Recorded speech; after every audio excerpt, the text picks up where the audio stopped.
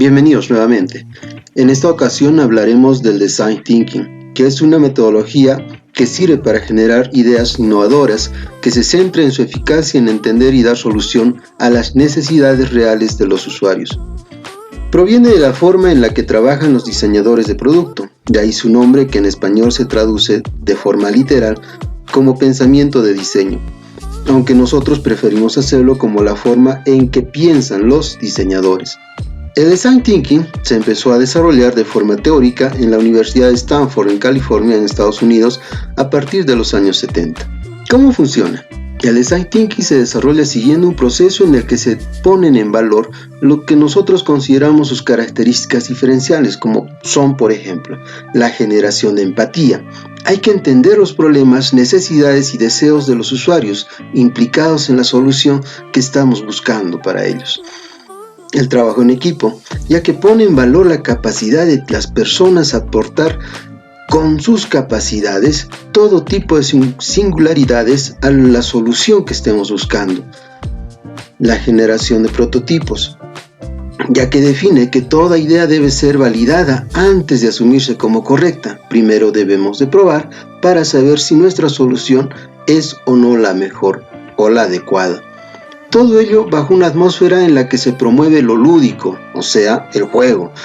Se trata de disfrutar durante el proceso y gracias a ello llegar a un estado mental en el que demos rienda suelta a nuestro máximo potencial. Tiene un gran contenido visual y plástico. Esto hace que pongamos a trabajar tanto nuestra mente como nuestra creatividad analítica, dando como resultado soluciones innovadoras y a la vez factibles de poder hacer. Entonces, ¿en qué consiste el Design Thinking? El Design Thinking se compone de 5 etapas. Es un proceso iterativo. ¿Esto qué significa? Que constantemente se está evaluando. No es lineal, puesto que es un proceso que sirve para abordar retos muy complejos. En cualquier momento podrás dar pasos hacia atrás o hacia adelante en el proceso del Design Thinking, si lo ves oportuno, saltando inclusive a fases no consecutivas. Comenzarás recolectando mucha información, generando una gran cantidad de contenido que crecerá o disminuirá dependiendo de la fase en la que te encuentres. Como pueden ustedes observar, en la figura tenemos la primera fase que es la empatía, la segunda fase que es la definición, la tercera fase que es la ideación, la cuarta fase que es el prototipado y la quinta fase que es el testeo o evaluación. Y nos dice justamente la teoría que podemos saltar de una a otra. Puede que ya tenga la información correcta en la empatía y de pronto nació las ideas. Puedo hacer esa operación para que nuevamente regrese a la definición y hacer un correcto punto de vista de cuál es el problema. Y de allí también puedo saltar hasta el prototipado, ¿no? Si ya estoy en la fase de testeo, ¿puedo regresar hasta el inicio? Claro que sí, puedo regresar hasta el inicio porque de repente me he dado cuenta que no estoy solucionando el problema y que necesito mayor cantidad de información. Entonces, lo que nos permite esta metodología es estar constantemente evaluando cada una de las etapas o fases y poder mejorar sobre todo para llegar a una solución correcta. Definamos ahora cada una de las fases. Empecemos por la fase de empatizar. Nos dice que el proceso de Design Thinking comienza con una profunda comprensión de las necesidades de los usuarios implicados en la solución que estemos desarrollando y también de su entorno. Personas en general, clientes, empleados, etc. Debemos ser capaces de ponernos en la piel de dichas personas para ser capaces de generar soluciones consecuentes con sus realidades. Acabamos de hablar de grupos de personas o segmentos de clientes, los que por su naturaleza van a requerir diferentes soluciones. No es lo mismo dar una solución para un grupo de niños que para un grupo de adultos. Y para recopilar toda esta información, ¿qué necesitamos? Necesitamos de herramientas. Entre ellas, las que podemos mencionar son, por ejemplo, las encuestas a través de preguntas cerradas, las entrevistas a través de preguntas abiertas, la observación directa, que se complementa con lo que es la grabación de videos, el Moonboard, los 5 porqués, la técnica del qué, cómo, por qué, para qué y dónde, y otras más. La intención es poder acumular una cantidad suficiente de información para comenzar a visualizar el problema específico. Fase de definir. Durante la fase de definición debemos filtrar la información, organizar la información que hemos recopilado durante la fase de empatía y quedarnos con lo que realmente aporta valor y nos lleva al alcance de nuevas perspectivas interesantes. Identificaremos problemas cuyas soluciones serán clave para la obtención de un resultado innovador. A esto, posteriormente, le iremos llamando los insights, las ideas ocultas, aquello que las personas no nos están diciendo, pero el conjunto de información que tenemos nos es suficiente para deducir cuáles podrían ser esos insights o ideas ocultas. En nuestro caso vamos a utilizar, por ejemplo, para organizar la información, lo que denominamos el mapa de empatía, que se divide en 4 cuadrantes, en el que dice, qué piensa, qué hace y qué siente. ¿Qué dice? Lo que las personas están diciendo al momento de responderte a una pregunta que le hiciste, a través de una entrevista, por ejemplo. ¿Qué piensa? En este cuadrante debes anotar aquello que la persona está pensando, deduciendo además de su respuesta a una pregunta, el qué más está pensando acerca de esta. El qué hace. Aquí notarás aquello que hace al momento de responderte. Quizá gestos como de desánimo, desacuerdo, tristeza, alegría, los cuales se producen al momento de estar respondiendo a una pregunta durante la entrevista. ¿Qué siente? Finalmente, en este cuadrante notarás tus observaciones que hiciste a la entrevista del cómo se sintió el entrevistado respecto a cada una de las preguntas. Si, por ejemplo, hacemos una entrevista, ¿a quiénes debemos de consultar? Ya hablamos en la fase de empatizar de grupos de personas, pero también será necesario coger de ese grupo de personas al grupo de expertos, aquellas personas que están involucradas netamente en el problema que estamos tratando de solucionar, que hemos hipotetizado para solucionar. Y este grupo de expertos, por ejemplo, puede ser, si hablo de seguridad, puede ser policía, seguridad ciudadana, serenazgo, etc.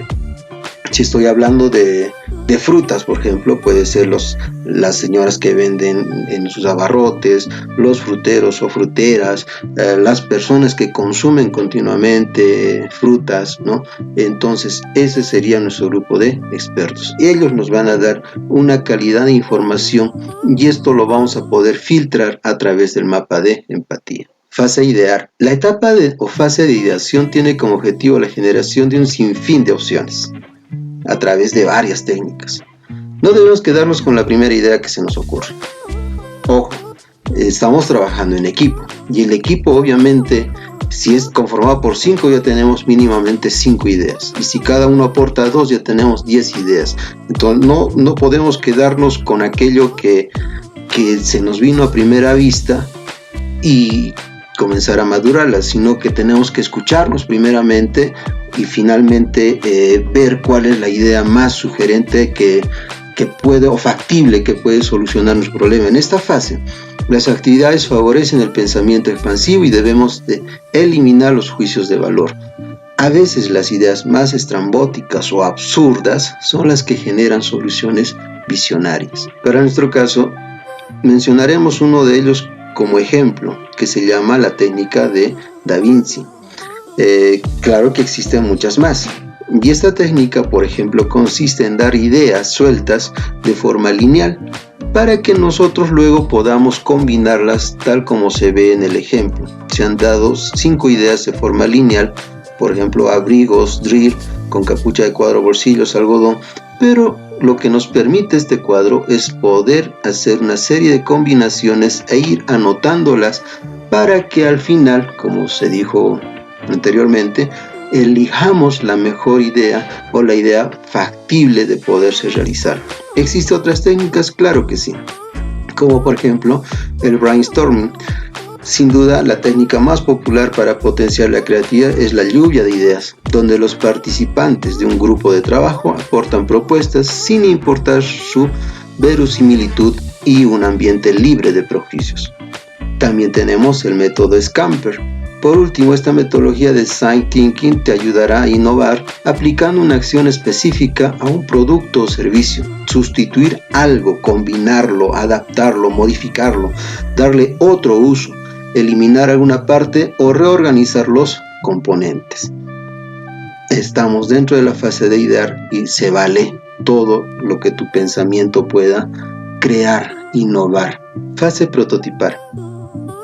En la etapa de prototipado, volvemos las ideas a la realidad. En otras palabras, sacamos de la cabeza y lo consolidamos en algo factible de tocar, ver, observar cuáles son las características.